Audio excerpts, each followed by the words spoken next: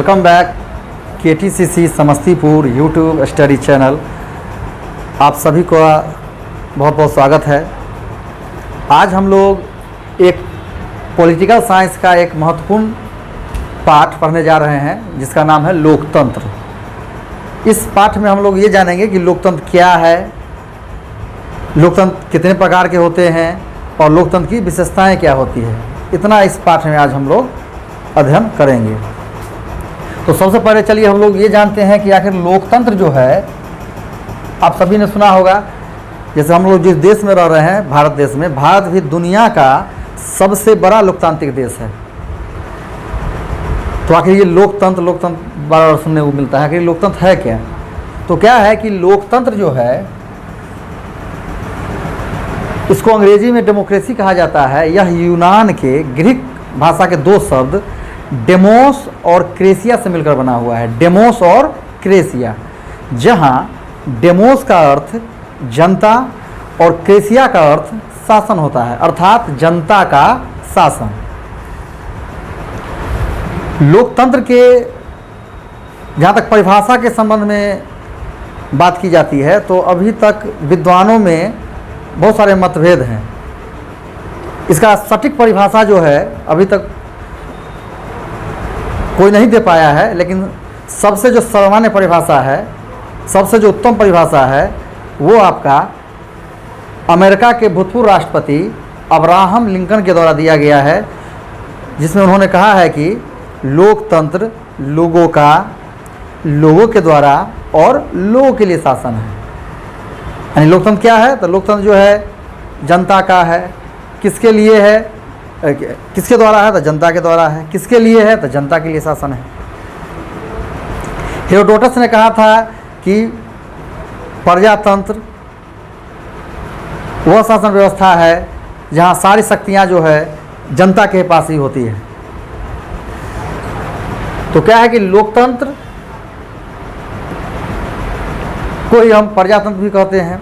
प्रजा मतलब यानी जनता और तंत्र मतलब शासन। अब क्या है कि लोकतंत्र जो है ये दो प्रकार के होते हैं। लोकतंत्र का जो है, जो पार्ट है, जो टाइप्स ऑफ जो डेमोक्रेसी है, वो 2 टाइप्स ऑफ डेमोक्रेसी, दो प्रकार के जो लोकतंत्र होता है। पहला है आपका प्रत्यक्ष लोकतंत्र। प्रत्यक्ष लोकतंत्र, प्रत्यक्ष लोकतंत्र। और दूसरा जो है ये है आपका अप्रत्यक्ष लोकतंत्र। अप्रत्यक्ष लोकतंत्र, अप्रत्यक्ष लोकतंत्र। पहला हो गया प्रत्यक्ष लोकतंत्र और दूसरा है अप्रत्यक्ष लोकतंत्र।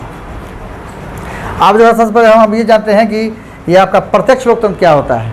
तो प्रत्यक्ष लोकतंत्र वैसी शासन व्यवस्था जहां जनता सीधे शासन व्यवस्था में भाग लेती है, अर्थात सीधे कानून बनाती है। तो ऐसी शासन व्यवस्था को हम प्रत्यक्ष लोकतंत्र कहते हैं।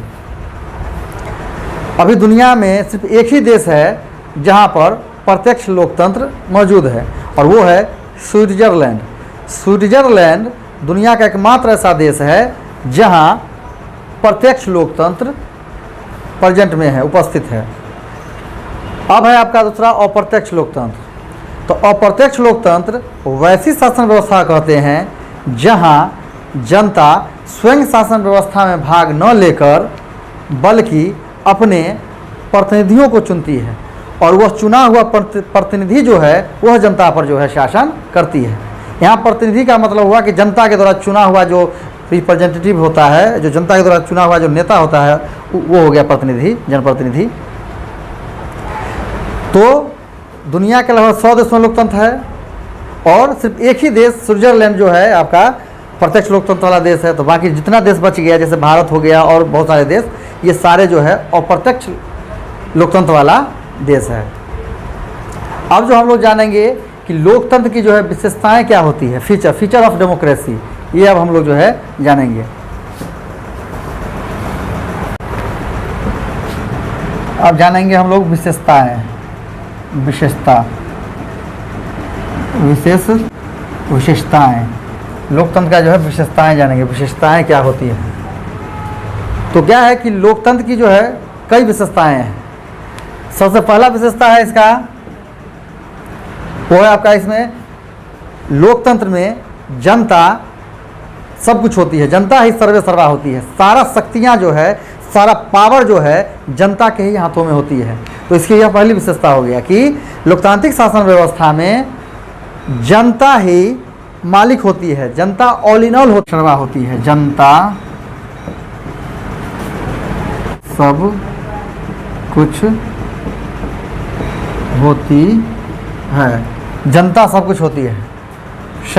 सेकेंड जो विशेषता है वो है कि लोकतांत्रिक शासन व्यवस्था में जो है स्वतंत्र और निष्पक्ष जो है चुनाव होते हैं। इसमें जो है लोकतांत्रिक शासन व्यवस्था की यह दूसरी विशेषता है कि इसमें जो चुनाव होते हैं वो स्वतंत्र और निष्पक्ष होती है। इसकी अगली जो तीसरी जो विशेषता है वो है लोकतांत्रिक शासन व्यवस्था में जो शासन जो है वो एक संविधान के द्वारा जो कानून बने होते हैं उसके द्वारा इसमें जो है शासन व्यवस्था चलती है। इसकी अगली जो विशेषता है लोकतंत्र की वो ये है कि यहाँ 18 वर्ष या उससे अधिक उम्र के जो लोग होते हैं, वयस्क लोग, उन्हें ही वोट देने का अधिकार है। और वो वोट जो देते हैं, वो जो मत जो देते हैं, उस मत का जो है सभी के मत का जो है बराबर मूल्य है।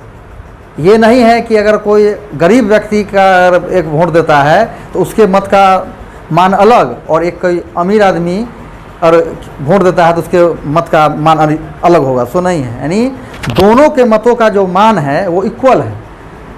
तो ये भी एक भारतीय लोकतंत्र की ये जो है ये विशेषता है, ये लोकतंत्र का। नेक्स्ट जो है अगली विशेषता यह है कि इसमें लोकतांत्रिक शासन व्यवस्था में जो बहुमत प्राप्त दल के जो होता है नेता, वही शासन व्यवस्था में भाग लेती है। यानी जिस राजनीतिक पार्टी को बहुमत मिलता है, फुल मेजोरिटी मिलता है, तो वही जो है सरकार चलाती है। ये भी भारतीय लोकतंत्र की जो है, और ये भी लोकतंत्र की, डेमोक्रेसी की एक विशेषता है। ये बहुमत क्या होता है? तो बहुमत जो है कि किसी भी राज्य, यानी विधानसभा का चुनाव हो या लोकसभा का चुनाव हो, तो इसके लिए कुछ पैमाना है कि सरकार उसी पार्टी की बनती है जिसको चुनाव में फुल मैच्योरिटी मिलता है, फुल बहुमत मिलता है। अर्थात जैसे अगर हम बिहार का उदाहरण लें तो बिहार में कुल विधानसभा सीटों की संख्या 243 है। तो बिहार में सरकार बनाने के लिए कुल सीट जितना है उसमें से आधे से एक अधिक सीट जिस पार्टी को आएगा, अर्थात 122 विधायक जिस राजनीतिक पार्टी को मिल जाएगा तो उसको फुल बहुमत मिल गया, यानी वो जो है सरकार बना सकती है। केंद्र की अगर बात किया जाए तो केंद्र में 543 कुल लोकसभा सीट है।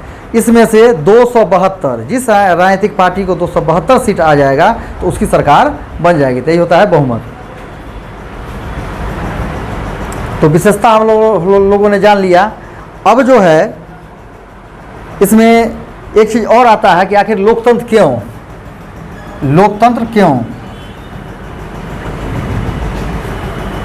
यानी आखिर दुनिया में और भी तो शासन व्यवस्थाएं होगी, आखिर लोकतंत्र ही इतना लोकप्रिय और लोकतंत्र ही सबसे उत्तम क्यों है?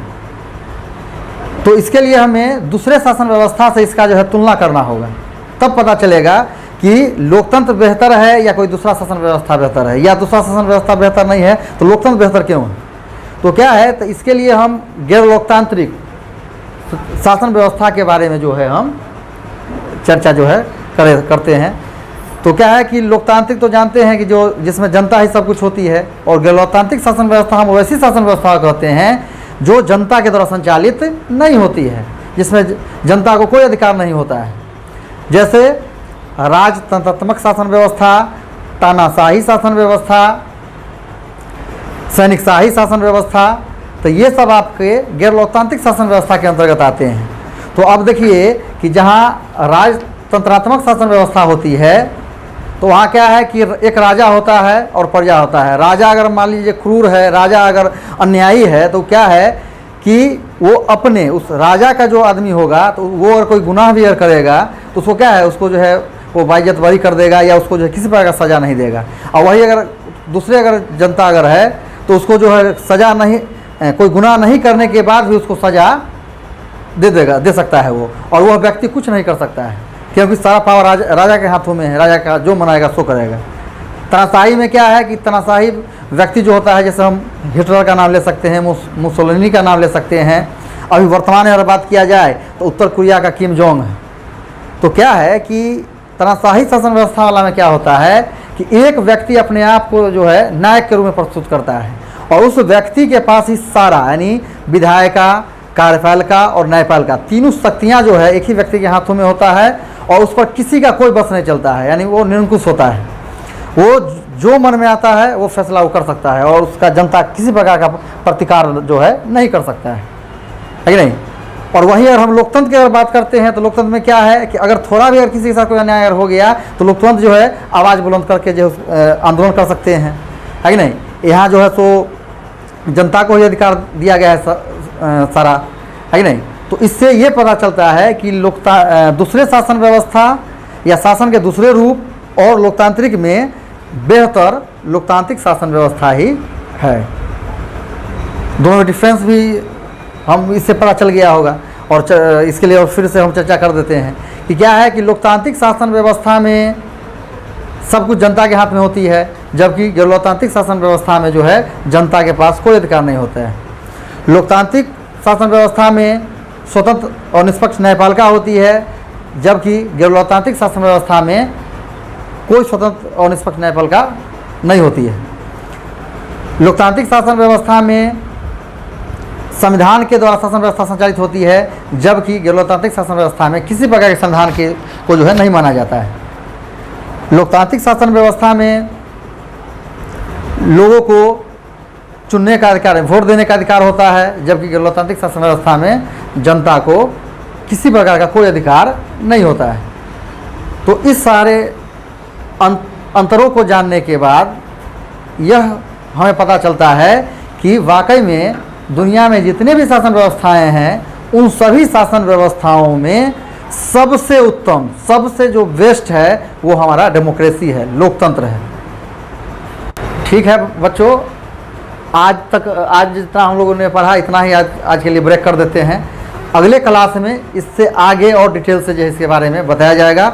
और जहाँ पर कोई अगर समझने में अगर दिक्कत हो, अगर कोई टॉपिक ऐसा हो जिसमें समझ ना आया हो तो उसको कमेंट में जो है मैसेज कीजिएगा, तो उसके बाद इसको आप लोगों को हम बताएंगे। ठीक है, अब मिलते हैं नेक्स्ट क्लास में।